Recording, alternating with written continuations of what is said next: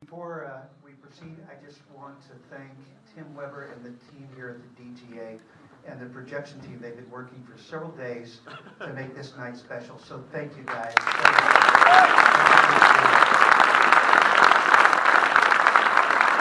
Here to answer some questions is the chairman of the Society of Hayes. But ladies and gentlemen, Director Angley.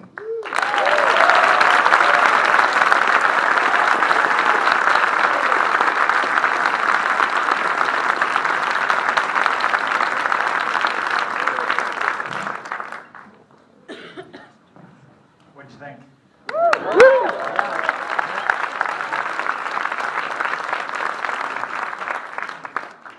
He's seen it. We're going to talk a little bit about this and about the process and a bunch of other things. But thank you all for being here, and certainly thank you for being here. This makes me very special. Thank you for watching it. I was getting take to make this, you're getting take to watch this. Yeah, exactly. Something quite new. How many audiences have actually seen this at 123D? It's a tiny handful, so Very little. you're in a very special company. It has been said that great art comes from known restrictions, and you have been quoted as saying, in filmmaking, you have to know the rules, otherwise you have no tools to communicate to the audience. But to keep it fresh, you have to break the rules. And you've broken a lot of rules in your career, and you're constantly evolving. So I'm curious if you could talk a little bit about how the genre that in the technologies that you use to tell stories has affected the stories that you're trying to tell. Because clearly story comes first for you, and then you find the right way to shoot it. So how's that evolved over time? This thing is so hard, sometimes I can forget about storytelling or anything, just how do you do this thing? Most fans, this is so hard. It started out, it's actually a long story. It started out about 10 years ago when I fancied that I didn't know how to break the book of life of pi if I have another dimension, maybe the irrational number will allow me to see the circle. That was just some fancy, silly thoughts. And so why don't I try 3D? Because I believe 3D is not just the thing coming at you, like when we did that in the 60s, or even the recent ones. I think with the digital cinema, it allows to be accurate, and it must be a different existence. I wonder what that thing is. I was yearning for a tool that give me a different dimension, because pi is about a man telling a story where you're watching in a photorealistic, very demanding your attention all the time as you're examining the value of story. Why we tell story? Why that makes sense? Why life don't? And to me, that's the necessary of telling a story to have a structure in life. And how do you examine that? You know, the book is easy. You think about it, but movie doesn't really. Your attention is really mandate. So how do I? And it was about 2 weeks before I started shooting. I first saw the cameras, and they start running, and there are twice as many crew, if not 3 times. They all look busy. I don't know what they're doing. They're really serious and busy.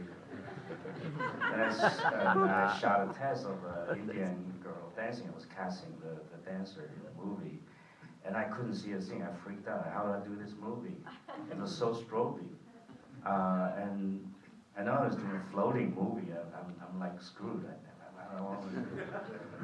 So someone explained to me when the two eyes come together to a point from a different angle, it's very much like light. It's more critical. Your mind is sharper, and they need to be more accurate. The two eyes has to agree with each other. That's why you see a stroke. That's more intolerable. And what do? Projection, they're thinking 48 frames. Well, that makes sense, but I don't know how to do it. So I gave very little, being kind of mature and wise. I made very little 3D in that movie, and luckily that movie sounded kind of worked. Got me an Oscar and everything.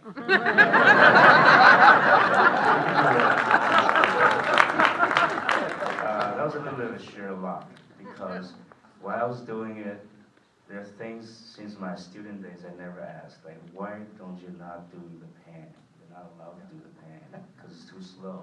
If you're too fast, it's stroby, and if it's slow, it's slow. The movie is very fast. You cannot do that. That's like one of the first things I learned in film school. And then many things, and nobody asked the question. I never asked the question. And so there's many things that really get my attention. Halfway I found, wait a minute, acting 3D monitor and 2D monitor, they look different. Everything I know about how to direct actor, how to judge them, what I'm shooting, now I'm like a little freaked out. I don't know what to trust. They look different. Should there be adjustment? Why is that? And then one day it just occurred to me, like, half the lighting, the art of lighting is creating that missing dimension by using shadow and separation. Now you're giving the dimension. What are we doing? What I talked to the cinematographer. He said, "What do you want me to do?" And then things start to look on. And I also found they use water, like in Perfect Storm. It takes 200 feet of the wave to impress you, but in 3D, like 6 feet, I feel like I cannot survive it. So a lot of things, curiosity arose. So I was in a quest of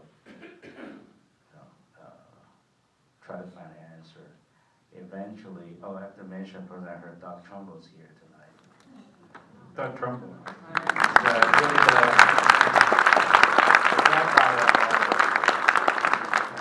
I first saw the demonstration from James Cameron. Somebody showed me on promoting 60. Why is that? So, that makes a lot of sense. And the person who showed me was my good friend, Dan Spielman. He said, you should check with Doug Trumbull, and he was talking about higher. So eventually I found Doug, and he took me through a lot of the steps of how this evolved. And then I wanted to do a boxing movie, and I did a lot of tests, strobing, this test, and I also do acting tests and lighting tests. I have an actor, the poor actor, doing the emotional speech. I try to just stay the same way in 3 takes, and each time I crank up the speed, he looked more and more ridiculous. There's something there. And the lighting looked funny, in fact, like a lot of stuff. And the more I cranked, I found I wanted to see more. Actually, not just clarity, it's just the clarity, something related to frame rate and resolution. Somehow, you want to see more, you're less tolerate to overacting or superficial or just acting in general. And you want to be more real, but at the same time, you want complexity. So it's not just subtlety or more real, it's just something else. It requires something else. Then I got into Billy Lynn. I wanted to shoot 60. The studio was reluctant because it's something new, how to release. So we talked them into the good news, we don't have to shoot 60.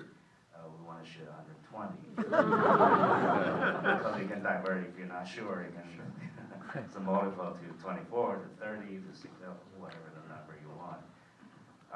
It was, again, 2 weeks before. That's a long story, I'm sorry.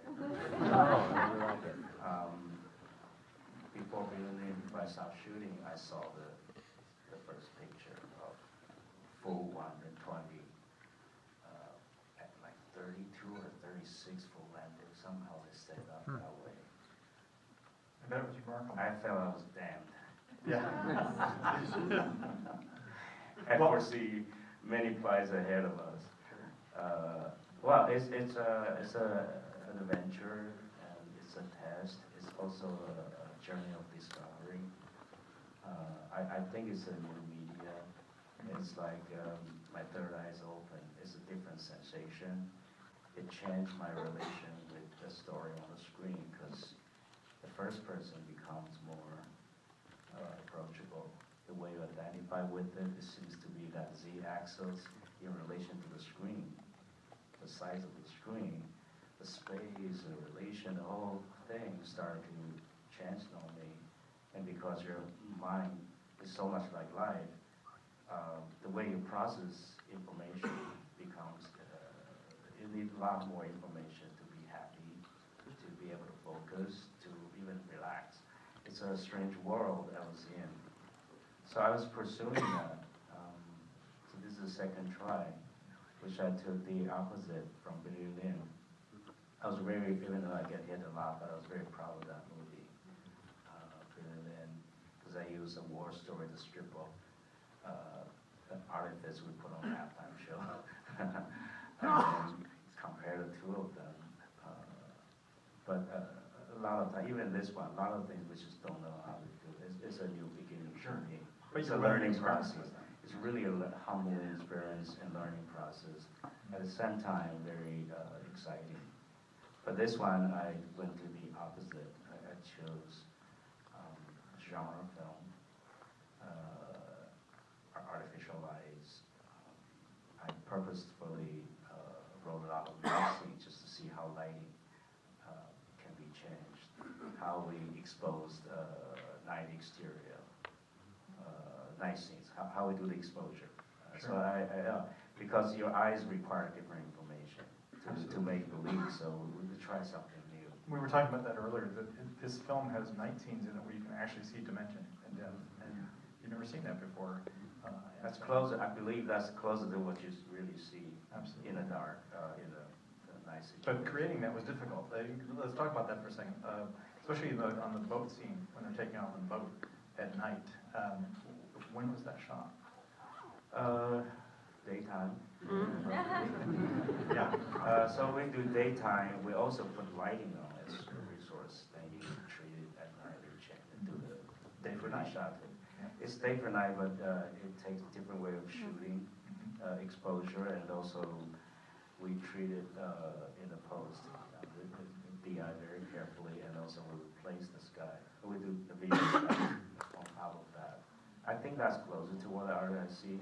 I just don't think with this media, our traditional big Moscow light imitate big light source who work, it just look like Moscow light. I think arguably, some people have pointed this out in high frame rate before, that you can tell when there's an artificial light source in the frame in high frame rate, because it has a different quality than the sunlight or the moonlight, unless you treat it very carefully. Have you noticed that? Sorry. The artificial light source in high frame rate can actually stand out, like it doesn't fit the rest of the lighting if it's a mixture of It's not quite, daylight. It's not quite the people say same. because it looks so real, it has to be natural. I think it's just different. I think in 3D, it's really 3D. Yep.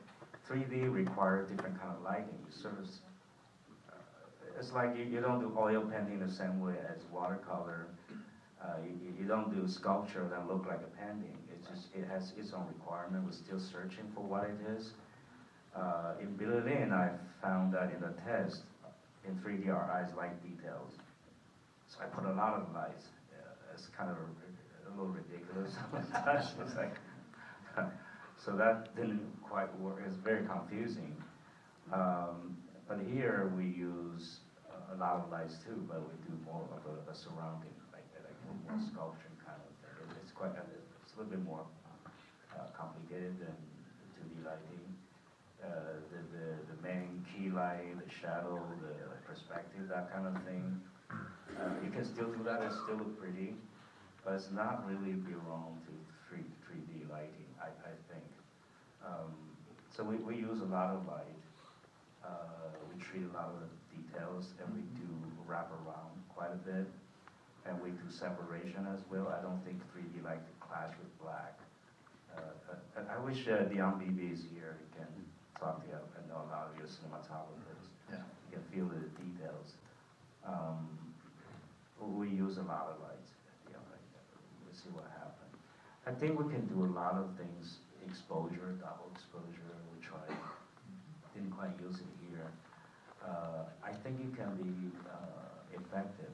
I think the key is in this media, your eyes is hunger for details. Yeah, absolutely. It's unlike in 2D movie where somebody has a point to you, where's the focus, and they cut it. I did that a lot. It was like 10 years ago. I did that a lot. That's what I do. Yeah, with the 2D film language. So I want you to look at here, not there, and so you can follow a story. I give actors motivation so he can follow what he wants. You just follow him. Didn't seem to work as well here. But this is a genre movie that has a lot of populist filmmaking requirement too. And they tested and, it's very confusing because we're in a whole movie world with the pop movies. I will do even popular things, more conventions than I used to do. But I'm trying to do a new language. So it's very complicated, just production-wise. But I think your eyes like details. You have to allow that to happen without simplify the beauty of it. Yeah. I think your eyes would find a different. I also found in 3D, our difference in viewing things are a lot larger than 2D. It's less in unison. People's eyes wander in different things. And to me, that's a beautiful thing. I think your film culture, that's not a good thing. Sure. But I think for this kind of movie, I think we'll get there. I rather think in this kind of movie, we should create, not so much rely on montage. Montage still works, all the cuts work. You just have to treat the Z-axis changes a little slower because our eyes adjust to it. It's a little slower. But other than that, all the cuts still work. But I think if you use color, you're not using the advantage of this. I think mise en scène and detail feeling, you create a world for audience to live in there, to wander in there, to find their things. Yeah. And no two person find the same thing. I think that's a wonderful thing. It's a good, it's more respectful attitude toward the audience. But our movie culture, like our industry, is not really allowed that. That one, definitely. Sure. How it goes. Well, even though you call this a genre film, you are talking a lot about the detail, but one of those details, and we were talking about this earlier, is, your films are often about the emotional connection of the characters and the connection of those characters to the audience that's watching it. And one of the details that we talked about earlier is the notion of how 3D and high frame rate actually enhance that emotional connection as a level of detail that we haven't been able to get. Could you speak to that a little bit? To be honest, I think this media, the most you got out of it is study faces. It should be used drama. You should my dinner with Andrew with this. People associate new media, new technology with tacky stuff, like actions, like spectacles, even horror films. They pick up. Even pornos pick up before artists. There's always that, because they don't care. They just want to give simulation. And there's actions because they can afford it. Because they're expensive. But I think the best thing I found on this is study faces, which is the most complicated thing on earth to us, and we care the most. Yeah. With this media, because it's so much like life, you can see through people. Yes. In Building, I remember in the earlier stage, I couldn't get an actor fake expression right. I just don't feel right. I don't know what went wrong. I shot like 7 or 8 times. And I realized it was 80 degrees. We're doing a Thanksgiving scene. The guy's hot. I could feel it. We're cooling down, keep mopping him and do everything. You just don't feel like Thanksgiving. This is 80 degrees.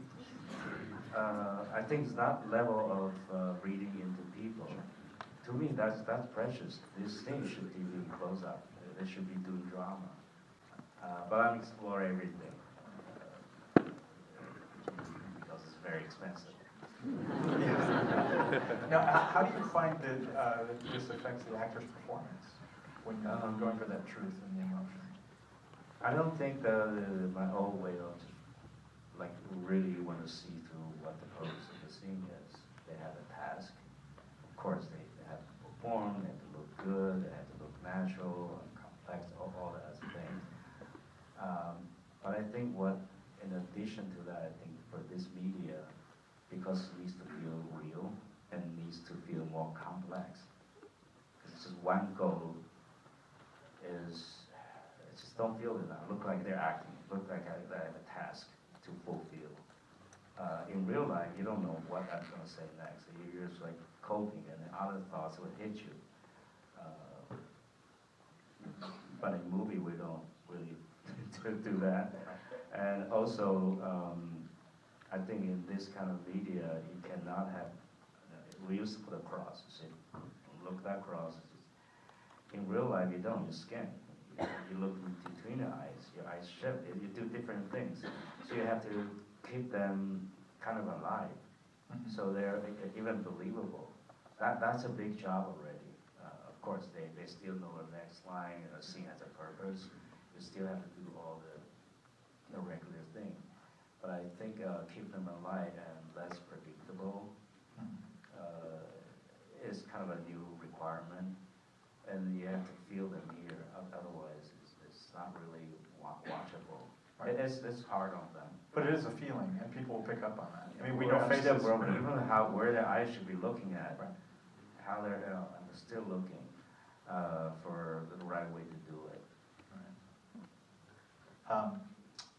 Dialogue obviously is a very important part of your filmmaking, but you've also said a number of times that you prefer scenes and dramatic moments where the characters don't speak the dialogue, but instead they, through their body language and their blocking the action, they tell the story. Do you see that that's evolved in your process over time in terms of how your visual style has helped to tell the story through all these different technological changes? I think dialogue is important because the voice do something, the look doesn't. It's not what you say, but how you say it. It's just our detect on the voice, the quality of the voice, that says a lot.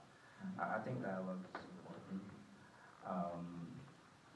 But I found some of the best moments with actors, eye pressures, is when they don't have anything to say. It's not an important moment, and they reveal something. It's not like they tell you something. Dialogue tend to tell you what they feel from the stage traditions. But movie is a looker, whether it's 2D or 3D, especially here. I think when they're not saying anything, we're just focused on studying them. In this, I found sometimes reaction shots more interesting than talking shots.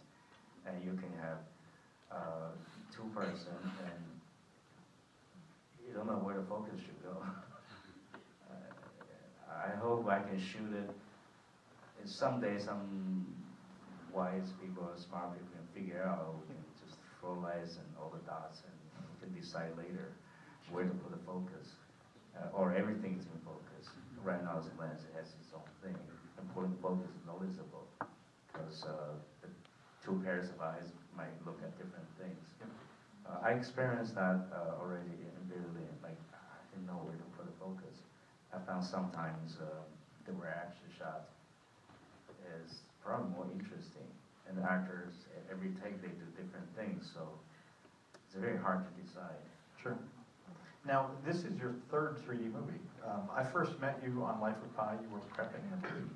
I remember we talked a lot about the language and how you felt that was going to change, but you definitely made the decision at that point that this was going to be a 3D movie. This is the way you're going to tell the story. And then, of course, you've done Billy Lynn in 3D and now Gemini Man. So I'm curious about, you've already mentioned a little bit about this, but what is still attracting you to 3D storytelling? What are you trying to crack on this? I don't know them yet. That's a great answer. So, I feel I'm still baby. I'm so vulnerable. I'm still learning. There's so much to learn, to explore. It's fascinating. Of course, the third one is economically is a big pressure. It's expensive.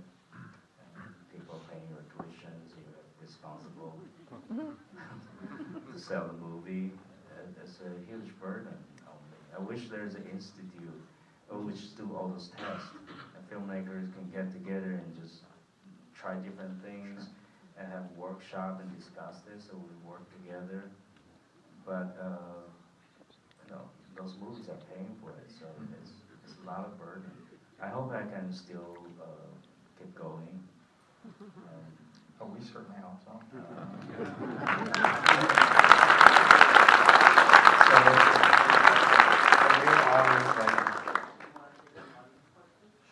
A real audience meant a lot to me. These fresh eyes.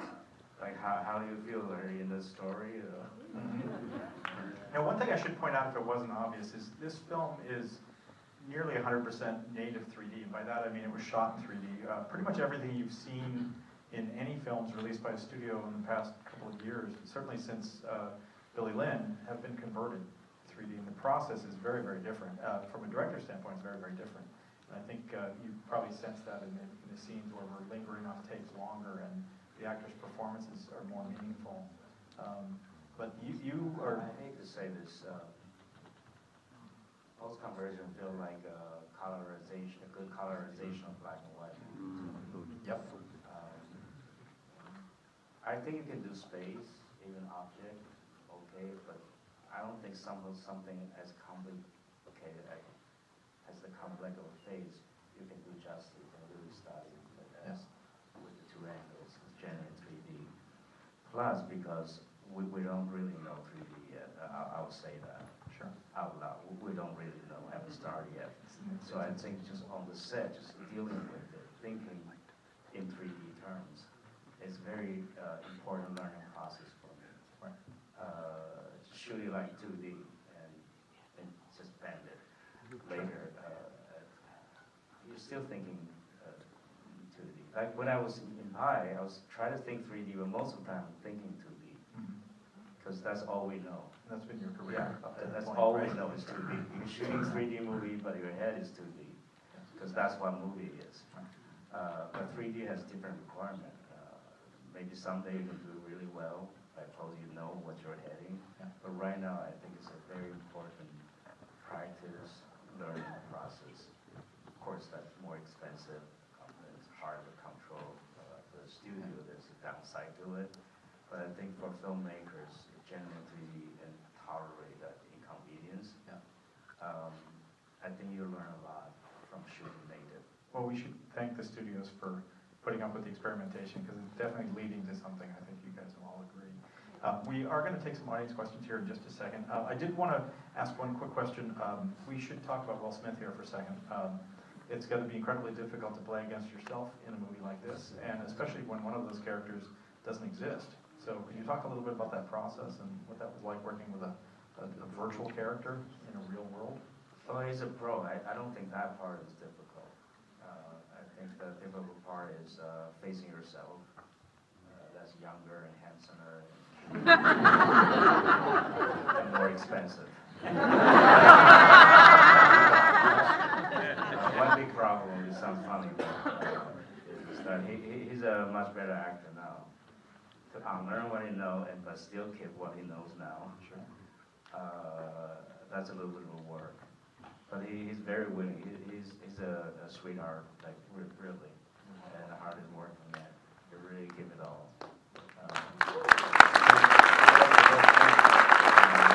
Very courageous person. He exams that way with this media in both the present and the younger way. You have to be real vulnerable in a position like that. Let's take a couple of quick questions here. There's one right here in the front. Go ahead. I'll repeat it, so go ahead. As an actor, what would help an actor to begin to help the director? So, as an actor acting, you 2D to 3D. How does an actor have to think when they're living in 3D to help the director better? The question was, how does an actor have to think differently about their work when they're working 3D versus 2D? I think to be more open. To help the director. Yeah, I think you have to come up different techniques of pretending that you don't know the next moment. Actors don't, we know the next beat, we know the next lines, and we pretend we don't know. I think this is a different skill for doing that. To be genuine, to allow complexity getting in your head while not losing your task, your job. I think that's a new thing. And also, I found that you can see makeup. Usually, you can hide behind the strobe and the makeup, so you have to act out so people know how you feel. You have to prove that you have certain feelings by acting out, by actions. That's why it's called acting. Act. So take action to compensate your need, That's how we know how you feel, because you cannot see feeling. With this, you see feelings. Yeah, it's all there. You see feelings, so you have to have a different technique. It's not exactly you take a method acting. It's not quite that. Keep it fresh, take after take. I think good actors like that. Yeah. Theater, and you have to adjust. The normal movie thing. You have to adjust to the angle, to the light, to the size of the lens, what lines. That experienced actors know that anyway, and directors can help you. But I think directors will really portray you, will try to capture you more so than 2D, I think. So you can help the filmmakers a lot by giving a piece of your heart and give the freshness, which is a lot to ask. The whole time you have to be fresh, and you're allowed to, acting is react. To me, only the best actors react. Most actors count what they're going to do next, and they're waiting to do their thing. But you really want to react. You want to soak it in different ways. And if you talk to someone, you're feeding each other, you're helping each other, you're feeling each other. You just have to be more sensitive and allow that to hit you without losing your task. And also, they study you a lot more with less different. Now I develop different makeup. I think the makeup is not just covering you, and you have to reinterpret that face, actually. It's important to see through you, so the new flattering, the helping, will bring out what's inside of you. I think we can see through you. I think what's here speaks a lot. And you gotta put thoughts in your eyes, conflicts in your eyes, and we have to feel that God feelings. We want more in this. It's a very truthful medium. Yeah. Another question, something I saw a hand. Oh, there it is, in the middle, sorry, right in the middle there, yes. I'll stand up so you can see Pat, me. Hi, and Pat Griffiths. We saw this movie in 2K. How much better do you think it would be in 4K or even 8K? Although I started to I shot it in 4K. It's 8 times better than this. So it's not just twice. It's it looks prettier. That was what I'm aiming at. But this is very pretty, thanks to the Dolby and everything, and high dynamic range. The 1,000,000 to 1, it looks really pretty. But when you see it in 4K, it's just something else. It brings the contrast, the subtlety, the color. I think 120 4K really clicks. I just feel good about it. And I don't think that's too clear. I think we'll get 8K in it, but let's settle for 120 and 4K. And we see this, and I think 60 looks pretty good. By the way, Doc Trumbull's system, we use a single projector. It's called Magi. We're using for the majority of the 3D theaters, thanks to Doc. Let us use it. That's really to see. It's a very good version of what we shot, where we come from, which is 120 4K. But the full 120 4K double system with the brightness we go for it's really pretty. I would like to set up somewhere so our colleagues like yourself can see it. Right now it doesn't. Yeah. It's very difficult to see, but this is very beautiful. Yeah. And Magi looks really beautiful. Well, as you mentioned earlier, when we The were way talking, it blends, you get a good taste of. you've set a new baseline for a format here. It's the new definition of digital cinema. It's probably what digital cinema should have been from the get-go, because digital cinema was just an emulation for the longest time, 24, which is why it didn't work with the strobing and everything else. You've kind of set a new bar for that, so maybe we need new. I would like to chase this. I don't think there's a point to raise to 8K or 240. I think you could take my name here, something like 900, before you can tell that you cannot tell the difference anymore. But I don't think there's a point to chase it before you know how to do it well. I think even this, we're going to chase it for a long time. For theater owners, if you invest in this, it'll be good for a long time. Very good. Yeah, they'll appreciate that too. One question over here. Sorry. Yes. Mr. Lee, I just want to first say that I've been a big Ang Lee fan since Pushing Hands, and that's my back. And while I was watching the film, I just thought of a friend of mine who was electrocuted, lost his ability to walk, and then regained his ability to walk, and then ended up riding a bicycle across the Great Wall of China. And the biggest drama in his life wasn't all that. It was his relationship with his father. And it seems like there is a theme, an ongoing theme in a lot of your films about the father and son and that relationship and how all these overwhelming obstacles pale in comparison to the drama between the father and the son. Is there a reason, or is there something in your personal history that made that happen to be a conversation in your films? Yeah, one of my best friends saw a screen and said, I thought you got over that father. His best trilogy wasn't enough. I did after Hulk, I thought I was done. I'm still using it. It's a universal theme. It's a universal thing, especially a movie dealing with violence and aggressions and progress. I think father-son relationship is still very useful, very attractive to me. And also the part Clive Owen played two father figures, to both Henry and Junior, let alone the little one. That doesn't count, but he trained the old one and sort of father figure for his missing father figure, and then he raised his son. It's a very twisted relationship. It's not like my relationship with father. But father wants you to do something, you want to make him proud. I don't know, maybe I'm a father now myself. It's not me and my father, it's probably me and my son. Well, I think we're out of time now, but I just want to ask you one more question, and this is much more on a philosophical note. But I want you to imagine at some point in your career, maybe you're finishing a day of a shoot and you're on your way back to your car and you happen to meet your 20-year-old self. What advice, as a filmmaker, would you give young Ang Lee? To be honest, I really don't want to see him.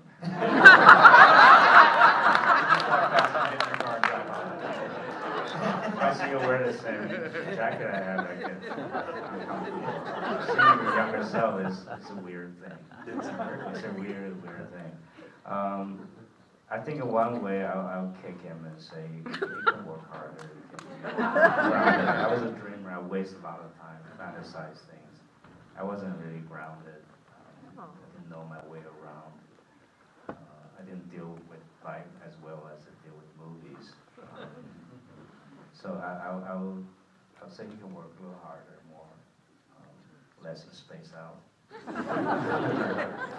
At the same time, I think everybody in life, we all do our best. I also want to tell him he's okay. It will turn out A lot of the time I was like, I try to beat out myself like the movie. You might notice they try to kill each other. At the end, you're okay. Good. Well, that's good advice. I can't thank you enough for being here. Thank you very much. Give us all a favor and tell all your friends that see this remarkable film. I really find that very reaction from the audience. Here, just about the first big groups here at this format. I think a filmmaker can just practice our own skill. The culture is bilateral between audience and we need feedback to learn. I hope this goes on. I begin to believe in this. I hope this gets going on.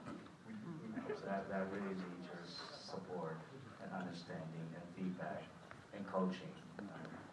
I hope we get to do